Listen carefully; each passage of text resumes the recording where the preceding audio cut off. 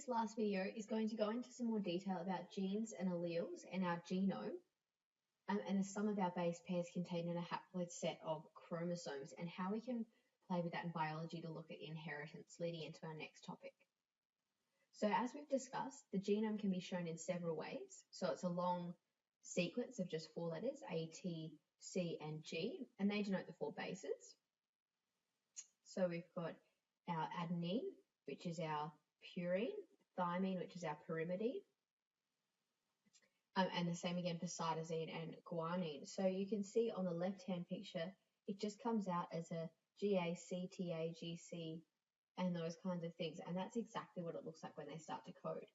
The other way we can look at it is like this color pictograph, which puts the 4 bases in different colors. So green for adenine, red for thymine, yellow for cytosine, and blue for guanine. Just like the way that when we draw our ATGC kind of blocks that fit into each other, we draw A and T as triangle shapes and C and G as curved shapes. And you'll see that a lot in a lot of videos if you ever watch them, if you ever animate them as well. That's the way that we depict them. So our DNA, or our deoxyribonucleic acid, was the raw material of genes, which we spoke about in the human genome. So we talked about the Human Genome Project starting in 1990. There were some big leaps and bounds in 2000, again in 2011. But realistically, genetics started in 1856 in a monastery garden. 1909 was the first time that a gene was used to refer to the factors of inheritance. In the 1920s, the chemical nature of genes was experimentally demonstrated. And in the 1940s, the chemical nature of genes was shown to be DNA. So that's in the Second World War. That's how recently we're knowing what DNA and genes are. And only in 1953, the structure of DNA that underpins the key properties of genes, such as their ability to self-replicate and mutate and swap over and stuff, was shown. Swapping over wasn't quite there yet, but they knew that there was something different that was going on that was making them pass down through generations. So Gregor Mendel was a very fancy and important kind of guy, and he is the one who discovered this with pea flowers. And you've probably heard a lot about this in year 10, and it's still really, really interesting. So this is a video that we'll watch in class together. But basically what it was talking about is Gregor Mendel began examining flowers on pea plants, which he noticed were either purple or white. Mendel had worked out how to prevent self-fertilization by removing the stamens from flower buds. So that's these little stamens here. So that's the sexual part of the, that's the self-fertilization part. So that's the part that self-fertilizes.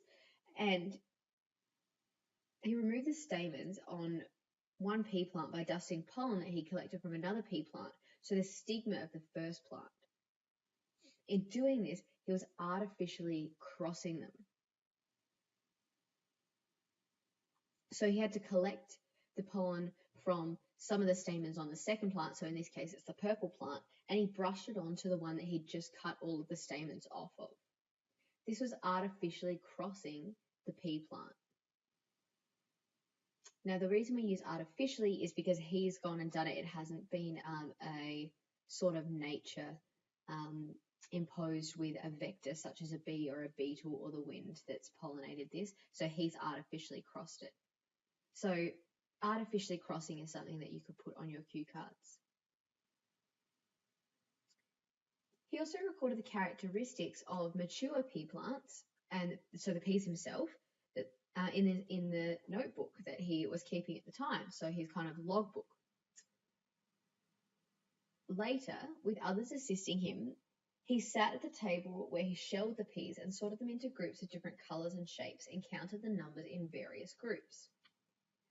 Over time, he examined inheritance of variation in 7 traits of the species, so he's only looking at 7 different genes.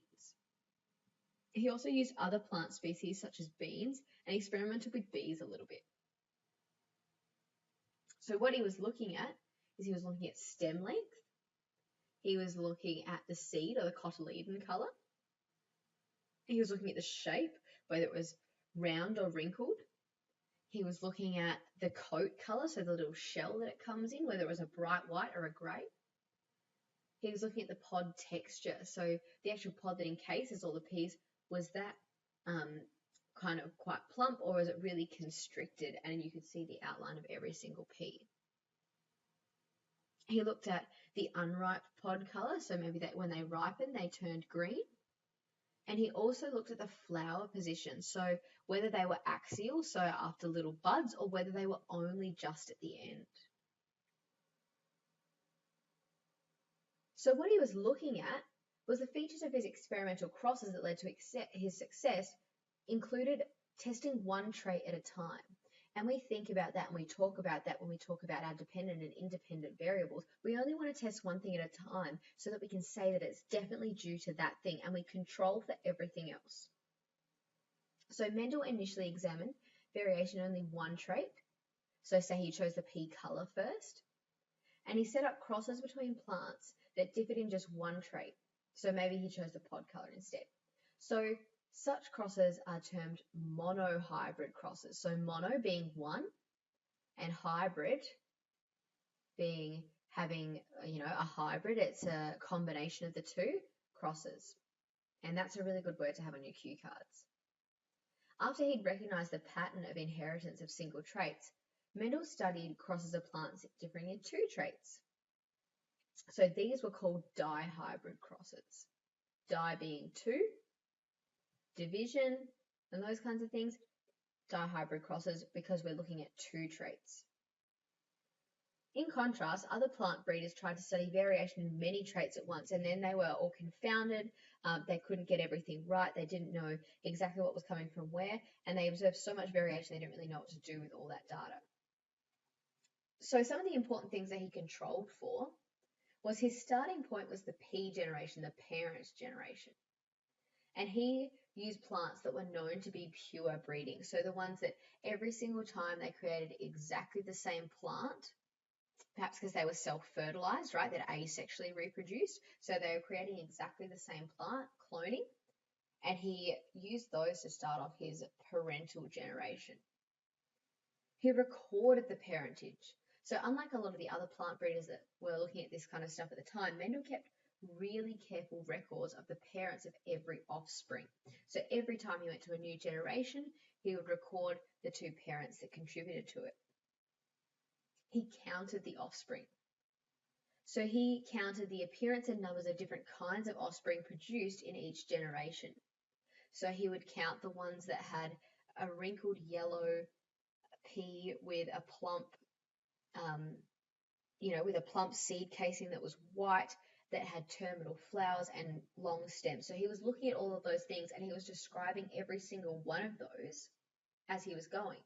And he also repeated his experimental crosses. So he repeated them again and again. And this way he would obtain a large number of offspring so that the average ratios could be determined. Because if you only had one, it would be kind of like a fluke.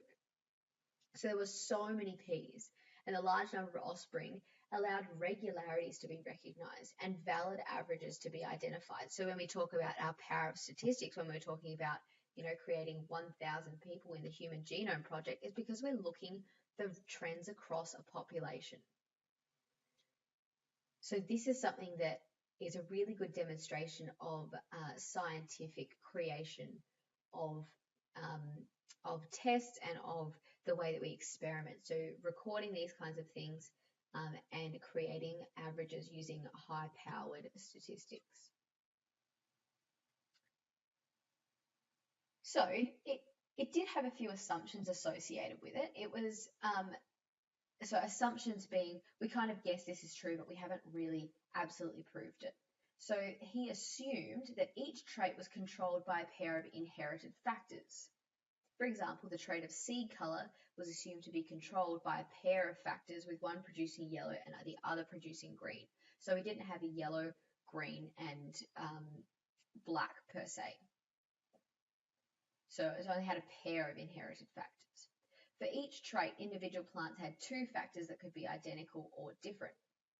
Plants with two identical factors, such as long and long, were referred to as pure breeding, while plants with different factors, such as long and short, were called hybrids. So his parental set that were known to be a pure breed, they were things like they had short stems, short pea pods, short growth, and short flower stems, or something like that. So he was looking at those as being the pure. Everything else was called the hybrid. He was also looking at each factor being a discrete particle that retained its identity across generations. So breaking that down, each factor was discrete, which means it wasn't relating to anything else, and it retained its identity across generations. So it kept having those genes present, even though they perhaps weren't being expressed, to have them present across all generations. And this idea was the one that challenged the commonly held view that inheritance was a blending process as opposed to, a binary process. It's one or the other.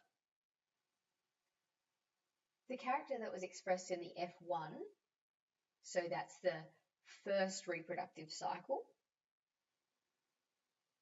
was the hybrid plants was dominant, while the hidden character in the hybrid was recessive. So these are two words that we're going to be using a lot. So you need to know dominant and recessive. So for example, the green pod color is dominant and the yellow pod color is recessive. Just like brown eyes are a dominant allele, whereas the recessive allele is blue eyes or green eyes. And you can actually see that in our population and the way that we recombine, depending on your cultural background and things like that as well. That affects it too. But during gamete formation, the members of each pair of factors separated into different gametes, with one factor per gamete. So this is the principle of segregation that we first start to look at when you're describing how sexual reproduction can create so many genetically variable offspring. So during gamete formation, so that's our meiosis that creates our sperm or our egg cells, that's gamete formation is meiosis. The members of each pair of factors separated into different gametes with one factor per gamete. So one gamete wasn't holding two factors. And this was the principle of segregation. So it only had the option to be one or the other, and it didn't pass down both sets of genes. It didn't pass down both alleles that were present in the parent. It only passed down one, because we're creating those four gametes. We're having that random segregation into each gamete. In separating, members of one pair of factors behaved independently of members of other pairs of factors. So say if we had the crossing over of pea colour, that didn't affect whether or not the crossing over of the stem length or the flowers or the pod colour was affected. And this is the principle of independent assortment, which is also Mendel's second law. The results of a particular cross were the same regardless of which plant was used as the male parent and which as the female parent. So it's saying that it didn't matter whether it treated the purple flower as the parent or the white flower as a parent, as long as they were both considered parent and parent, not female and male. So the male wasn't always dominant or the female wasn't always dominant, which is something that is correct for 22 of our chromosomes, but think about our sex chromosomes. That's not going to be correct. So there was a huge response to Mendel's results, and they were first reported in a meeting of a scientific society in 65, and they were published in a journal in 1866.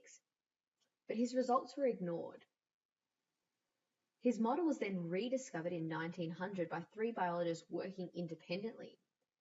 The biologists were De Vries, he was a Dutch plant breeder, Correns, and Schermack, and they were botanists as well. So they were all looking at inheritance of plants, being botanists. So after the rediscovery, biologists in Europe and America started demonstrating that Mendel's model actually applied to inheritance of not only plants, but of animals as well.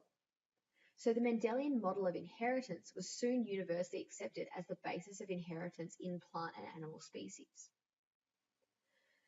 So what we want to talk about with this example is early in the 20th century, a gene was just something that inferred to be present in a gamete or something that acted in an unknown way to produce a particular phenotype.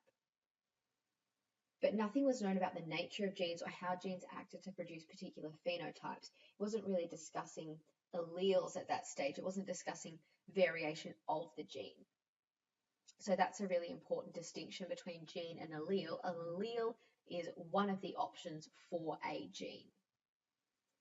So the writings of biologists show that the nature of genes or factors was a huge mystery back in those ages. So we need to look at genes as the basic units of heredity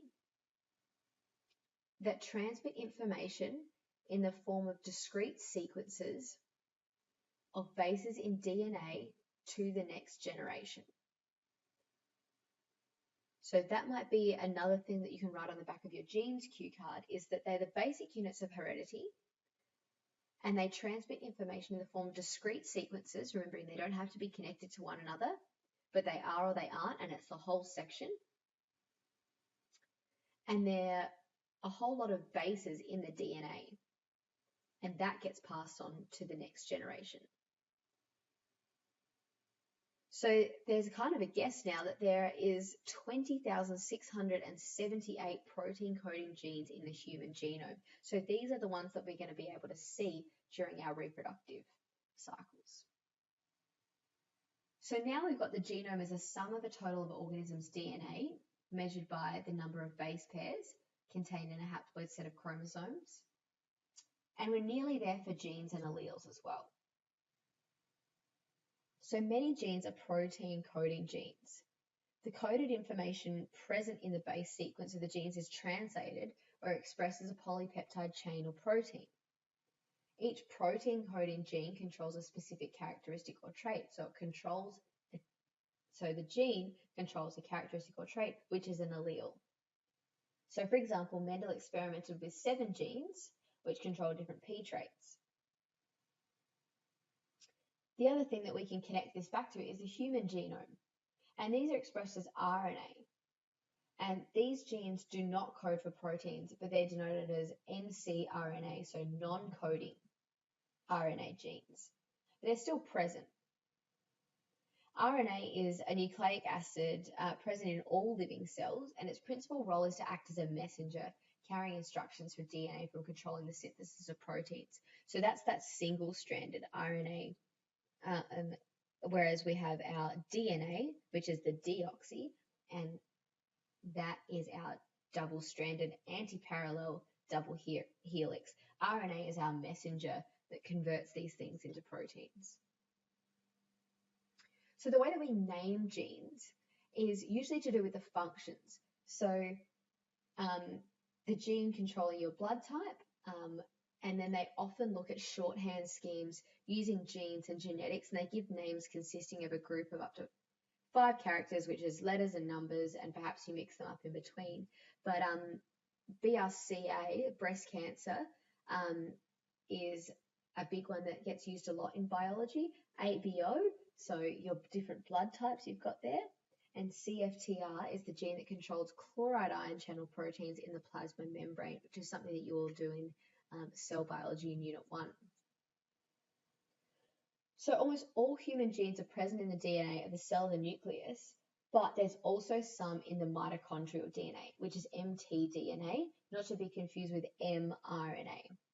And that's something that we had a look at the start of this sequence, was the fact that we are looking at having 3 biological parents in the UK. So that was where they were getting the nucleus of the mother's egg and putting it into an egg donor's egg that had the nucleus removed, but it was still haploid, and then fertilizing it with the paternal set of DNA. So it still had the maternal set of DNA in the nucleus, it had the paternal set of DNA in the nucleus, but the mitochondrial DNA was something that was causing issues within the family, And so they decided we're going to go with a mitochondrial DNA donor. So each one of these genes that's coded for on either our mitochondrial or our nuclear DNA carries different genetic instructions, which we talked a little bit about before. So these are some examples that you could put down. These different genetic instructions differ in the base sequence of the genes concerned. So these are the alleles. So whether it says make nail protein keratin strong or weak, or maybe you produce a lot of enzymes cytochrome oxidase, or you make a lot or a little of alpha chain. So that's something that could be allele, but a lot of them just code for make it or don't make it. So the average gene consists of about 3,000 base pairs. We've gone over this. And gene size can vary greatly within that. So it's not always that 3,000 base pairs. And this is just a fun little fact. The DMD gene that encodes for muscle protein dystrophin is 2,220,223 nucleotides long. So this is what causes muscular dystrophy if there's an error in the code anywhere along those massive amounts of nucleotides. So now we've gone through genes, we're just looking at alleles. So alleles are a particular form of gene. A gene that controls one function can exist in different forms or variants, and these are called alleles. So this is where you would get your definition for your alleles cue card from. One gene can have several alleles, and each is identified in terms of its specific action. So the ABO has 3 different alleles. You're either A or B or O blood type.